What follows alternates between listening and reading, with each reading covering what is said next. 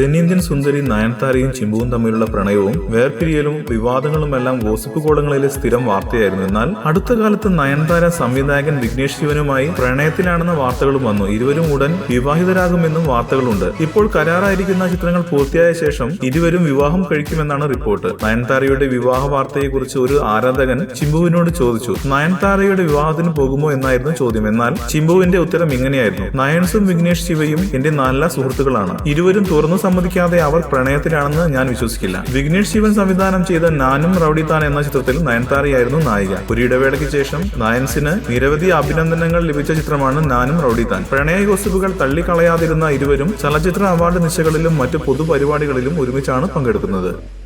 കൂടുതൽ സിനിമാ വാർത്തകൾക്കും വിശേഷങ്ങൾക്കും ഇപ്പോൾ തന്നെ സബ്സ്ക്രൈബ് ചെയ്യൂ മലയാളം ക്രിയേഷൻസ്.